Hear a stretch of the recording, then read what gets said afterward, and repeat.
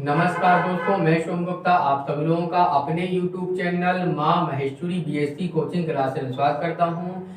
आज की इस वीडियो में मैं आप सभी लोगों को साबुन के बारे में बताएंगे। यानी अपना आज का टॉपिक है साबुन। ये सोप क्या होता है, किस प्रकार बनाया जाता है, ये सोप होते क्या हैं, कितने प्रकार के होते हैं, इन्हें बनाने की विधियां क्या हैं, इनके प्रकार क्या हैं, और साबुन का उपयोग क्या होता है कपड़े साफ करने में, नहाने में। तो साबुन की जो क्रिया होती है वो किस प्रकार होती है, अर्थात साबुन की स्वच्छीकारक क्रिया किस प्रकार होती है, वह क्रिया होती क्या है ना। तो हम अपने साबुन टॉपिक पूरा पढ़ेंगे। साबुन टॉपिक में हम बहुत सी चीजें पढ़ेंगे। और साबुन की बात की जाए तो सोप साबुन का जो टॉपिक है हमें कक्षा 12वीं में केमिस्ट्री सब्जेक्ट में पढ़ने को मिलता है, अर्थात ये कक्षा 12वीं में भी है। और कक्षा 12वीं के बाद बीएससी फाइनल में केमिस्ट्री की थर्ड बुक में यूनिट तीसरी है। तो यूनिट तीसरी में जो चैप्टर अध्याय 6 यानी थर्ड बुक का अध्याय 6 उसमें भी है। अध्याय 6 का नाम है वसा तेल अपमार्जक, है ना, फैट ऑयल्स डिटर्जेंट। तो उसमें भी साबुन का टॉपिक है। तो आज का ये वीडियो कक्षा 12वीं और बीएससी वालों दोनों के लिए है। और आज हम इस वीडियो में साबुन टॉपिक को पूरा क्लियर करेंगे कि साबुन होते क्या हैं और साबुन बनाने की विधियां क्या होती हैं, साबुन किस प्रकार बनाए जाते हैं, कितनी विधियां होती हैं, साबुन के प्रकार क्या हैं, साबुन की विशेषताएं क्या हैं और साबुन की क्रिया विधि किस प्रकार होती है। तो प्रारंभ करते हैं आज का अपना टॉपिक साबुन। साबुन की बात की जाए, साबुन क्या होते हैं, तो साबुन की जनरल सी परिभाषा है कि साबुन उच्चतर वसा अम्लों के धात्विक लवण होते हैं।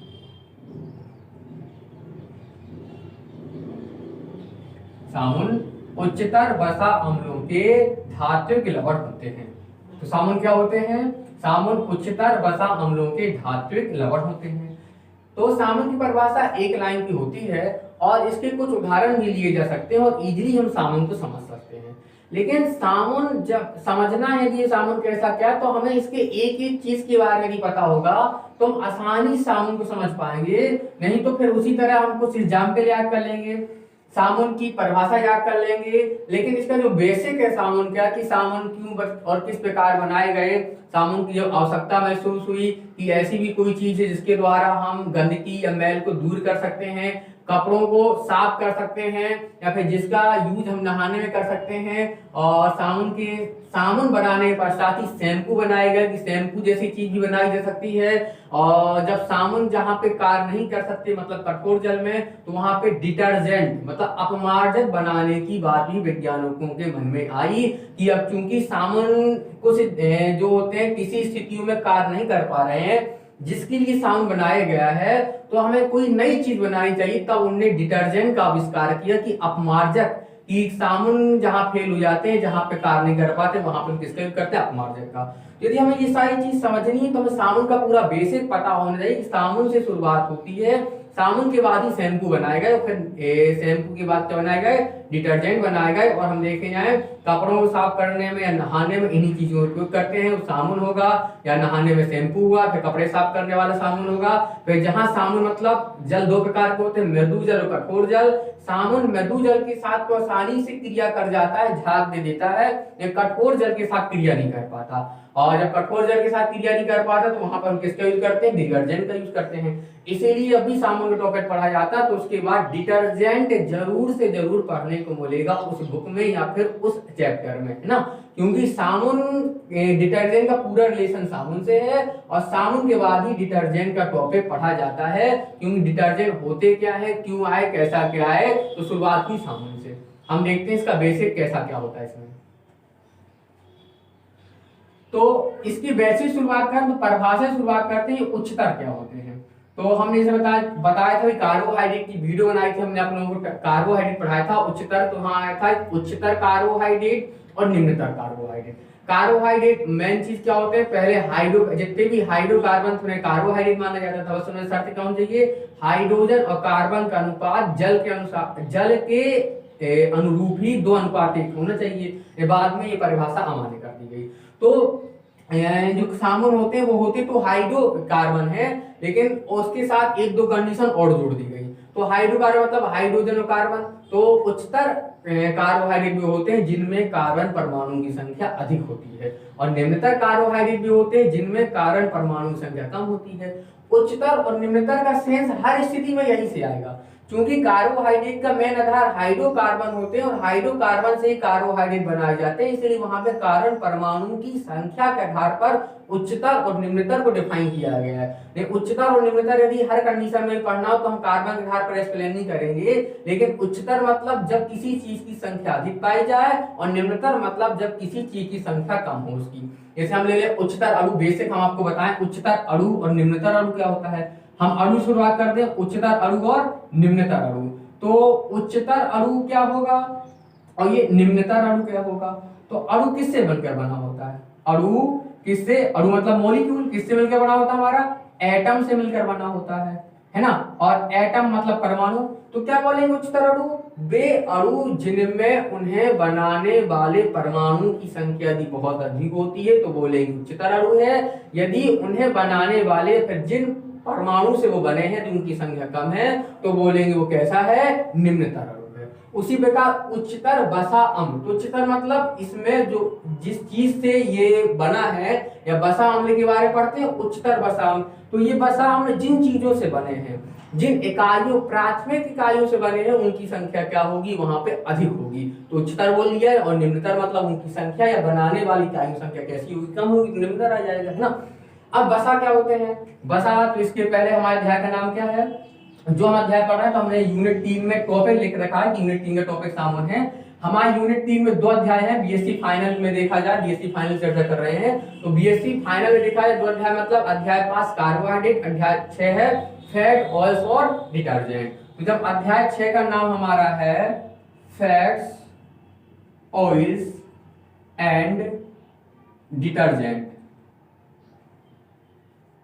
तो फैट मतलब वसा। तो वसा में हम आपको लोगों को ऑयल से वसा को डिफाइन कर चुके हैं कि तेल क्या होते हैं, तो जिनमें चिकनाई पाई जाए वो जो द्रव अवस्था में होते हैं, तथा कुछ तेल ऐसे होते हैं जो मौसम के अनुसार या कुछ मौसम में ठोस या अर्ध ठोस पदार्थों में परिवर्तित हो जाते हैं।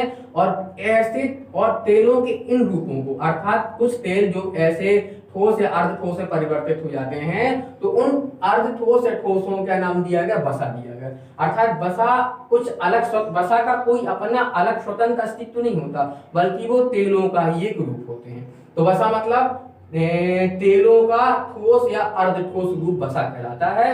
तेलों का जो गलनांक होता है वो 20 डिग्री सेल्सियस से कम होता है, यानी इनका औसत गलनांक देखें अधिकतर तेलों का, और वसाओं का 20 डिग्री सेल्सियस से अधिक होता है। अर्थात तेल को गलाने के लिए 20 डिग्री सेल्सियस से कम ताप की आवश्यकता होती है, और वसाओं को गलाने के लिए 20 डिग्री सेल्सियस से अधिक ताप की आवश्यकता होती है। अम्ल क्या होते हैं, अम्ल की बात की जाए तो हम जानते हैं पदार्थों को 2 व्यक्ति में बांटा गया, अम्ल और क्षार। जो H प्रोटॉन दाता होता है, H प्लस देते वो अम्ल, जो OH हाइड्रोक्सी देता है वो होता है, जो H प्लस देता है वो प्रोटॉन, इसी आधार पे ले लो H प्लस प्रोटॉन देने वाला अम्ल हो गया और लेने वाला क्षार हो गया। या फिर OH, जो OH दे दे वो क्या हो जाता है क्षार, और जो OH ले ले वो अम्ल हो जाता है ना। अम्ल क्षार की कई परिभाषा दी गई। बेसिक परिभाषा थी हाइड्रोजन के आधार पर, नहीं कुछ पदार्थ ऐसे होते हैं जिनमें हाइड्रोजन नहीं होता है ना, तो भी अम्ल क्षार होते हैं वो। तो देखे जाए सबसे पहली जो बेसिक परिभाषा वो हाइड्रोजन के आधार पर दी। इसके अलावा छह प्रकार से अम्ल और क्षार को परिभाषित किया गया। 6 वैज्ञानिकों ने अलग अलग आधार पर अम्ल और क्षार की परिभाषाएं दी हैं, और ये बीएससी सेकेंड ईयर में पढ़ने को मिलता है। बीएससी सेकेंड ईयर की सेकंड बुक में एक अध्याय का नाम है अम्ल और क्षार, वहां पे हम पूरे अम्ल और क्षार का कॉन्सेप्ट क्लियर कर लेते हैं वहां से ना। तो अम्ल मतलब जो H प्लस दे दे ना, तो अभी H प्लस देने वाला अम्ल होता है। कि धात्विक लवण, धातु क्या होते हैं, पदार्थ होते हैं, कुछ धातु होते हैं, कुछ अधातु होते हैं, कुछ धातु होते हैं। जो क्रियाओं के दौरान इलेक्ट्रॉन देते हैं वो धातु होते हैं, जो इलेक्ट्रॉन लेते हैं वह धातु होते हैं, जो देते भी हैं किसी कंडीशन में उसको उस कंडीशन में ले भी लेते हैं वो उपधातु होते हैं। मेटल, नॉन मेटल और सब मेटल होते हैं ना। और लवण क्या होते हैं, जब अम्ल और क्षार की क्रिया कराई जाती है तो अम्ल और क्षार की क्रिया से बनने वाले क्रियाफल लवण कहलाते हैं। अम्ल और क्षार की क्रिया से लवण और पानी बनते हैं, अर्थात अम्ल क्षार की क्रिया करके अम्लीय और क्षारीय प्रकृति को खत्म कर देते हैं और उदासीन होकर एक नई चीज बनाते हैं, इसे लवण नाम दिया गया है। तो ये होगी परिभाषा। उच्चतर वसा अम्लों के धातु लवण क्या होते हैं, सामुन होते हैं ना। धात में क्या लवण सामुन होते हैं। हमने एक एक चीज को इसीलिए एक्सप्लेन किया कि सामुन का जो टॉपिक है अटपटा होता है, आज पढ़ा कल भूल गया, कल पढ़ा परसों भूल गया, रटते रहते तो हमने इसी एक्सप्लेन कर दी। परिभाषा याद रहेगी तो एग्जाम्पल याद रहेंगे तो सामुन की परिभाषा तो हमसे बन जाएगी। सामुन की परिभाषा बन जाएगी, विधि बन जाएगी, सामुन के प्रकार आसान है, विशेषताएं आसान है, और एक टॉपिक का सामुन का आधा पार्ट हो जाएगा, केवल आधा ही बचेगा उसकी स्वच्छीकारक क्रिया का, वो भी आसान है, केवल उसमें समझना थोड़ा सा उसे ना। तो उच्चतर वसा यदि हम अम्ल ले लें तो उच्चतर वसा अम्लों को एग्जाम्पल लें, उच्चतर वसा अम्ल क्या होते हैं, तो इनके एग्जाम्पल है उच्चतर वसा अम्लों के जैसे कौन कौन होते हैं, तो स्टीएरिक अम्ल, ये उच्चतर वसा अम्ल होता है एक तो। एक होता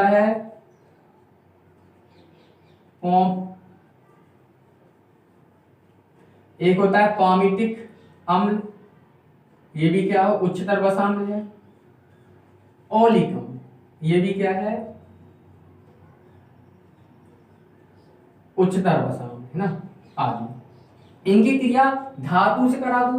धातु की बात की है, धातु बहुत है कराने के लिए, जैसे हम जानते हैं अवर सारणी वर्ग एक एस ब्लॉक पूरा धातु से भरा हुआ है। एस ब्लॉक में दो होते हैं, पहला होता है क्षारीय धातु, दूसरी होती है क्षारीय मेटा धातु, अर्थात सब क्रियाओं में इलेक्ट्रॉन देते हैं ना।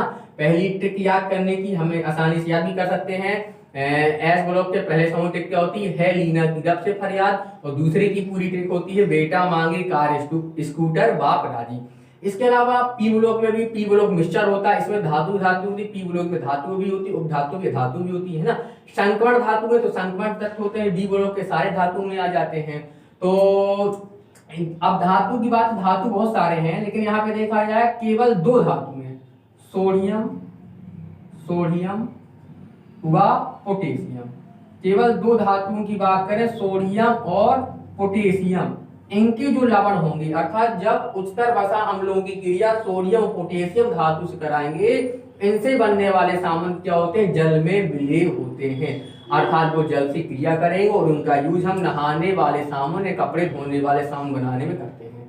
इसके अलावा अदर मेटल ले लें यदि हम, इसमें जो अन्य मेटल होंगे और अन्य मेटल से यदि धातुएं ले लें, अन्य मेटल का मैग्नीशियम ले लें, एल्यूमिनियम ले लें, है ना, और यदि हम इनके बनाए मैग्नीशियम के, एल्यूमिनियम के, तो इनके क्या बनेंगे, साबुन बनेंगे, वो जल में विलीन नहीं होती।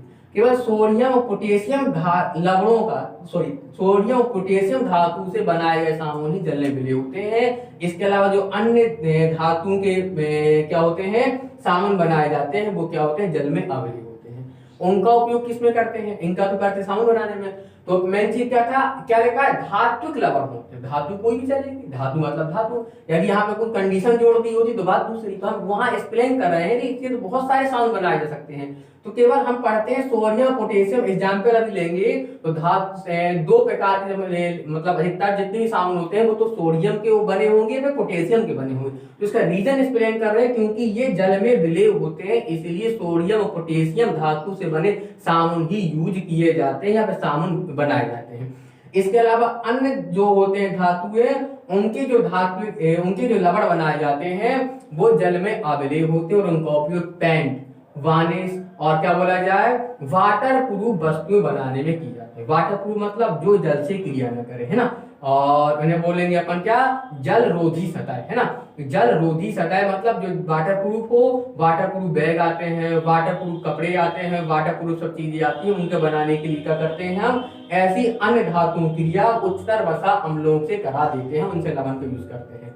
पहली चीज। इसके अलावा पेंट वार्निश भी देखे होंगे हमने, पेंट वार्निश भी वाटर प्रूफ होते हैं और खराब नहीं होते, तो इनका उपयोग भी क्या करते हैं, तो इनके जो अदर धातुओं के लवण होंगे उनका उपयोग भी पेंट वार्निश बनाने में किया जाएगा। इस प्रकार हमने जो परिभाषा लिखी एक एक चीज एक्सप्लेन कर दी, अब आप लोगों को यही समझ में आया साबुन होते क्या है। और ऐसे हम जो एग्जाम्पल पढ़ते हैं, 2 एग्जाम्पल भी पढ़ते हैं, कितने प्रकार से हो सकते हैं, कौन हो सकते हैं, उनका क्या कैसा यूज है।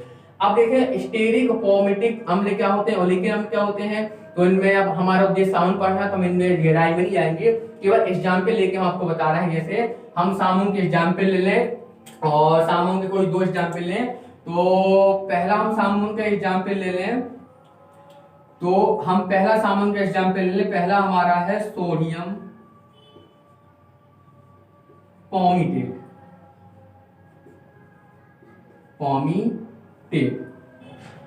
पॉमिटेट इसका सूत्र कितना होता है? इसका सूत्र होता है C15H दोगुने से ज्यादा 30 तो 31 COONA। ये हुआ पहला साउंड हमारा। दूसरा एग्जाम्पल ले लिया जी इसका, तो पोटेशियम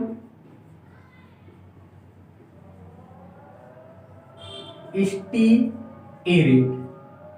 स्टीएरेट था, स्टीएरेट है ना, स्टीएरेट से आया स्टीएरेट। इसका सूत्र क्या होता है? तो इसमें 17 है, कितना है 17, तो दुगना 17 34 पे ज्यादा करते हैं, मतलब दोनों में क्या होता है 15 के दुगने ज्यादा, 15 15 29 31, तो C15H31 सॉरी H31 COONA, यहाँ C17 तो H35 COOK। ये दो लिखे पोटेशियम स्टीरेट, दो प्रकार के सामुन, सोडियम पॉमिटेट। तो हमें ये बताए थे इनके ही लवण जो होते हैं जले बिले होते हैं, इसलिए सामुन अधिकतर क्या इन्हीं लवणों के सामुन बनाए जाते हैं, अदरक के नहीं बनाए जाते। अब ये आपको इनका बनना ही बता दें। इनका बनना कैसा क्या होता है? सामुन बनाने की विधि सामुनीकरण कहलाती है। सामुन बनाने की दो प्रकार की विधियां, कुछ समान विधियां और विशेष विधियां।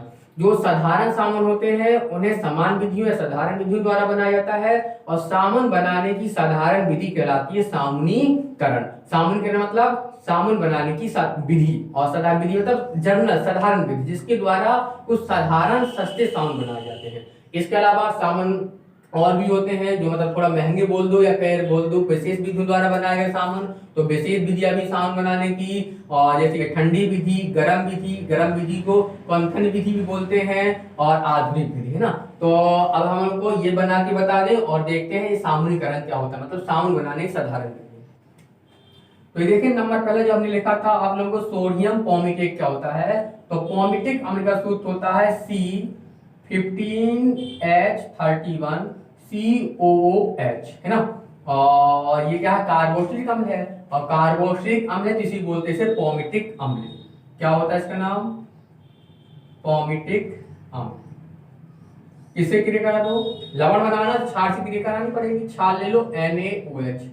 जब क्रिया करेंगे क्या बनेगा हमारा? सोडियम पॉमिटेट C15H31 COONA, और क्या निकल जाएगा हमारा?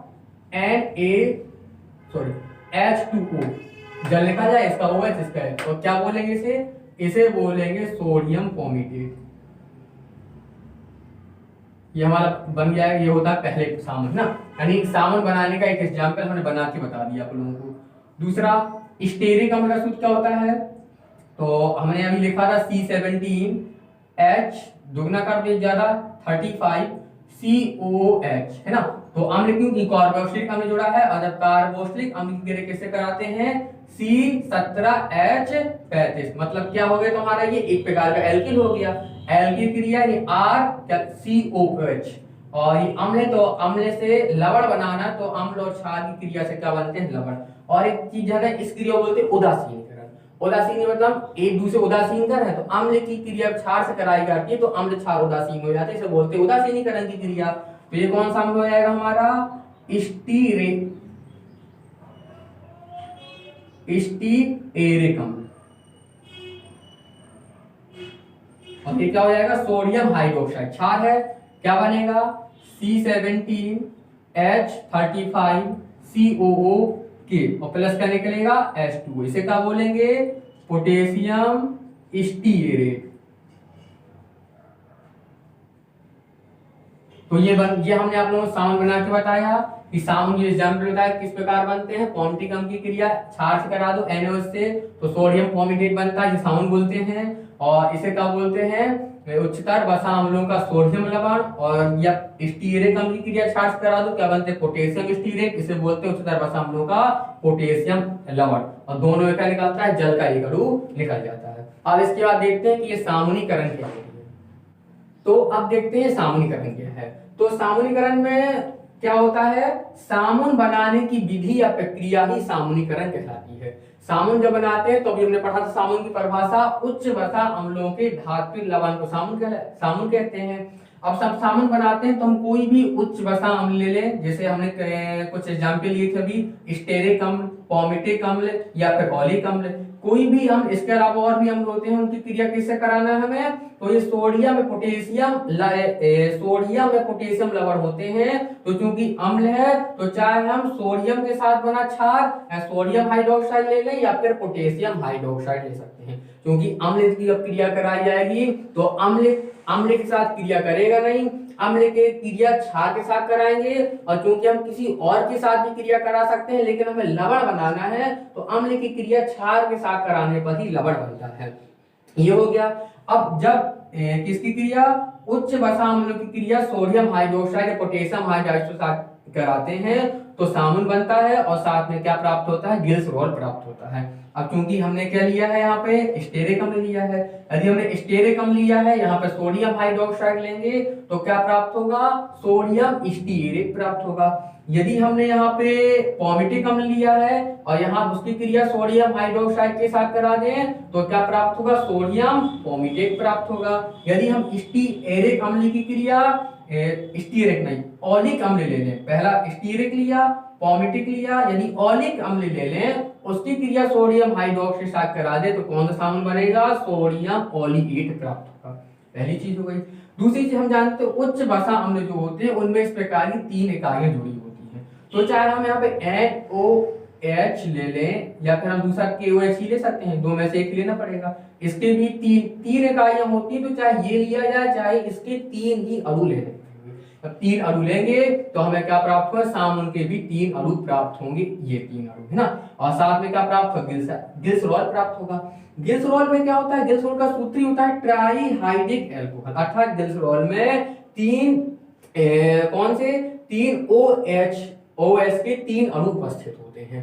और यदि OH मतलब हाइड्रोक्सी समूह, जब हाइड्रोक्सी समूह किससे, एल्किल से क्रिया करता है तो क्या बनते हैं, एल्कोहल बनते हैं। यदि ये एल्किल कैसे होंगे, एलिफेटिक मतलब खुली श्रृंखला के रूप में, तो R यदि कैसा है, R मतलब एल्किल मतलब एल्केन से एक हाइड्रोजन परमाणु कम करने पर बना हाइड्रोकार्बन एल्किल कहलाता है। यदि ये एल्किल कैसा है, खुली श्रृंखला एलिफेटिक के रूप में, तो OH से क्रिया करके क्या बनाएगा, एल्कोहल बनाएगा। यदि ये एरोमेटिक है मतलब बंद श्रृंखला, जैसे बेंजीन, तो बेंजीन में क्या होता है, यदि ये जब एरोमेटिक होता है तो बेंजीन या फिर एरोमेटिक इकाइयों से वहां भी एक हाइड्रोजन कम कर दिया जाता है, तो यहाँ पे एल्केन से क्या बनता है, एल्किल, तो वहां बनेगा तुम्हारा, उन्हें बोलते हैं एरीन। एरीन मतलब क्या होते हैं, बंद श्रृंखला वाले हाइड्रोकार्बन। बंद श्रृंखला वाले हाइड्रोकार्बन को एरीन बोलते हैं, खुली श्रृंखला वाले को एल्केन बोलते हैं। तो खुली श्रृंखला तो एल्केन भी आते हैं, एल्कीन एल्काइन सब आते हैं। तो जो एरीन होते हैं तो एरीन मतलब बंद श्रृंखला वाले हाइड्रोकार्बन, जब उनसे अपन एक निकाल देते हैं हाइड्रोजन तो एरीन से क्या बनते हैं, वहां पे एसिड प्राप्त होते हैं। और एसिड बोल दिया जाए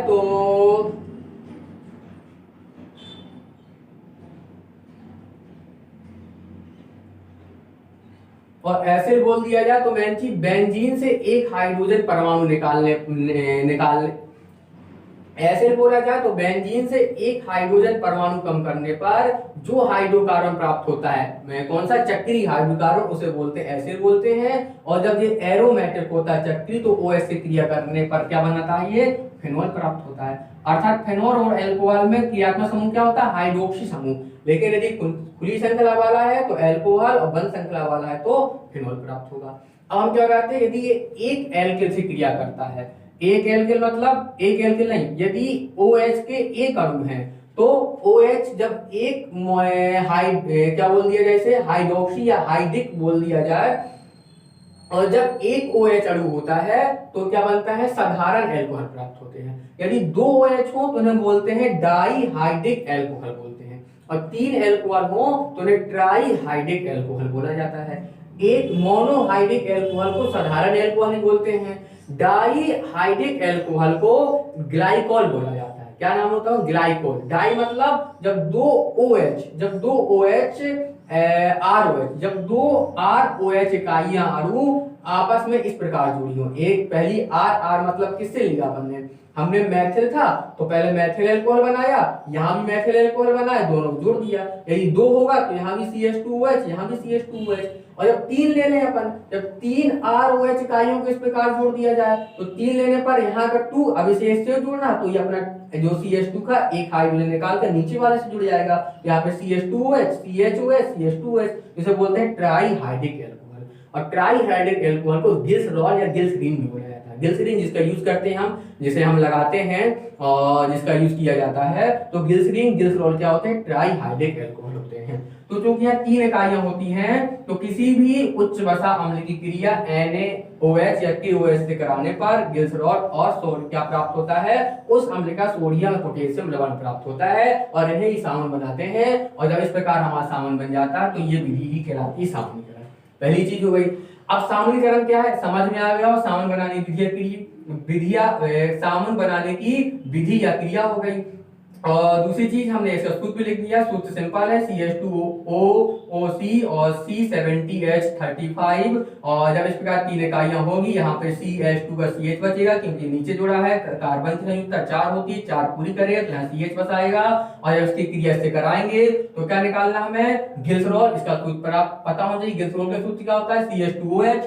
तो यहाँ पे क्या करते हैं हम, CH2 है ये O, इसे 3H दे दो, तो जब 3H दे तो ये अलग हो जाएगा। यहाँ क्या बचेगा हमारा, तो यहाँ पे हमें लेना है तो क्या ले लें, C17H35 C17H35 CO, एक O बचा और एक ONA। यहाँ से जब एक ONA यहाँ पे 3 है तो तीनों को दिया जाएगा, तो C70H35 COONA के 3 अणु निकल के आएंगे। तो ये होगी सामान्यीकरण। ये सूत्र और समीकरण एक्सप्लेन कर दिया और भी कुछ चीजें आप लोगों को बता दी। कंक्लूजन क्या होती है, सामान्यीकरण पढ़ लिया और सामान्यीकरण मतलब साबुन बनाने की विधि हो गई हमारी।